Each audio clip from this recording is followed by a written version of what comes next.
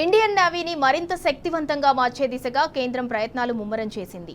దీనిలో భాగంగానే ఫ్రాన్స్తో అతిపెద్ద ఫైటర్ జెట్ ఒప్పందాన్ని కుదుర్చుకుంది. 63,000 కోట్లతో 26 రఫేల్ మెరైన్ జెట్లను కొనుగోలుకు అంగీకారం తెలిపింది. 26 ఫైటర్ జెట్లలో 22 సింగిల్ సీటర్ జెట్లు, 4 ట్విన్ సీటర్ జెట్లు ఉంటాయని పేర్కొంది కేంద్రం. ఈ ఒప్పందంపై త్వరలో సంతకాలు చేసే అవకాశం ఉందని వెల్లడించింది. అయితే మధ్యవర్తుల ప్రమేయం లేకుండా నేరుగా 2 దేశాల ప్రభుత్వాల మధ్య ఈ డీల్ ఉంటుందని తెలుస్తోంది. విమానాల అప్పగింత, వాటి నిర్వహణ విషయంలో ఇబ్బందులు తలెత్తకుండా ఆ నిర్ణయం తీసుకున్నట్లు సమాచారం.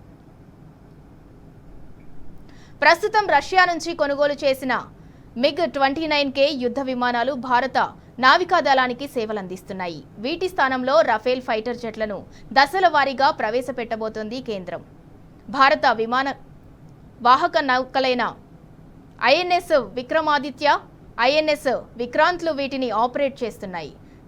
అత్యాధునిక ఎలక్ట్రానిక్ ఆయుధ వ్యవస్థతో కూడిన రఫేల్ ఫైటర్ జెట్లతో సముద్ర గగనతలంపై భారత విమానదళం పట్టు మరింత పెరగనుంది. ఇక 26 రఫేల్ మెరైన్ ఫైటర్ జెట్ల అప్పగింత ప్రక్రియ రాబోయే 6 ఏళ్లలో పూర్తి కానుంది. మొదటి బ్యాచ్ యుద్ధ విమానాలు 2029లో ఫ్రాన్స్ నుంచి భారత నేవీకి అందుతాయి. 2031 నాటికి అన్ని విమానాల అప్పగింత పూర్తవుతుంది.